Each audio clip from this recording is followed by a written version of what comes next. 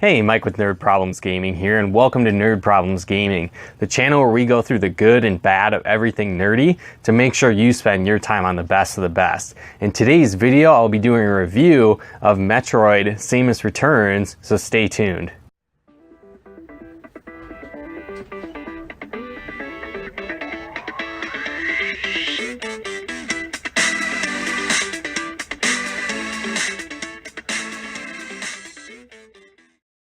Now, if you're not familiar with Metroid, basically you play as Samus Aran. She's an intergalactic bounty hunter, and you'll travel through space fighting space pirates, but then also basically combating Metroids, which are these like life-sucking aliens that basically drain energy from anything that they get their hands on, right? And so basically with this story in this game, you're flying to the Metroid's home world and basically trying to eradicate them from existence. And so this game is actually a remake of Metroid 2 for Game Boy, Return of Samus. But what's cool about this, I feel like they took everything that was good in this version and then made it even better, and then also added a lot of other good things from other Metroids that have come before as well. Now, when I first heard about this game, I was a little bit unsure if I wanted to get it or not. Again, I was really hoping kind of for a new Metroid,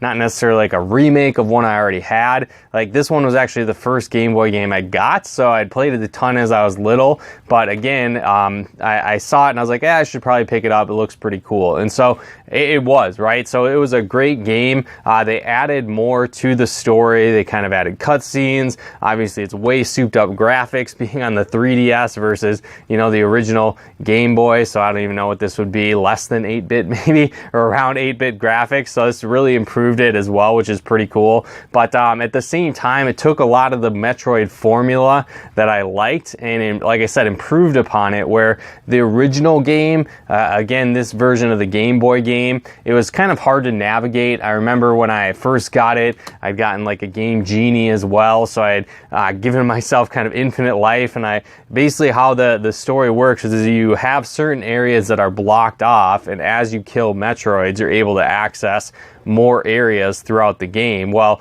you know, in my infinite life zone, I went to areas I couldn't go to, killed too many Metroids, it, you know, altered the path that I could go, and ended up getting lost and kind of getting myself stuck in the game. So what's cool about this one, that's not possible. So one thing that's neat about this is they enhanced and added a map feature where in Metroid, or if you've played like Castlevania Symphony of the Night or Super Metroid, kind of that Metroidvania style map that they call it these days, where you can see the environment as you go through. So they added in that map feature, which is super helpful. They even add on targets of like where Metroids might be hidden, and then there's another ability you can get that can reveal different areas of the map as well. So you can never feel like you're completely stuck or not sure where to go. So it gives you that option to kind of see and explore the map fully, which is really awesome. Where again, I ended up probably never beating it when I was little in this version because I got stuck and I didn't really want to start a whole new game over from scratch. But what's cool again with this one, it had that. Another neat thing about this game as well is they really expanded upon it, where again, this game was still pretty big, but at the same time, this version, there's new areas to the map.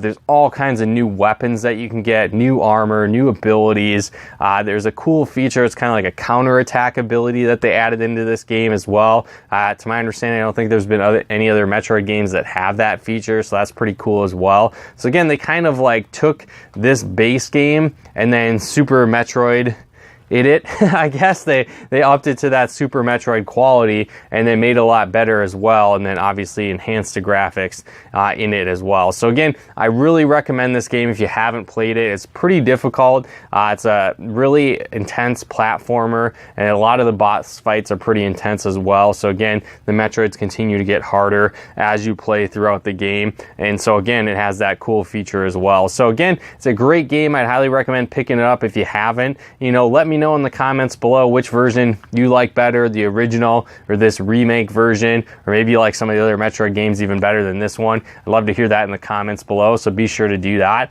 But again, guys, go ahead and pick this up if you haven't yet. Find a way to get it. It's a lot of fun. It's a great remake of this game, but there's so much extra bonus stuff in there as well. It's kind of like its own unique game as well, just kind of taking that base Metroid 2 to that next level. So again, guys, hopefully you got some benefit and value out of this video. If you did, feel free to comment and share and subscribe to our channel if you haven't yet. And maybe you'd like to get early access to our videos, help kind of influence what kind of videos we do on the channel, and plug into our Nerd Problems gaming community. Well, if that's the case, consider becoming a patron of ours over at patreon.com/nerdproblemsgaming. Again, that's patreon.com/nerdproblemsgaming. And then again, you can become a patron over there to get some access to videos early, help us choose videos and more, so consider doing that. And also, if you'd like to check out some of our live streams that we do and Let's Plays, and follow us over on Twitch, you can do so over at twitch.tv/MikeMacDirect.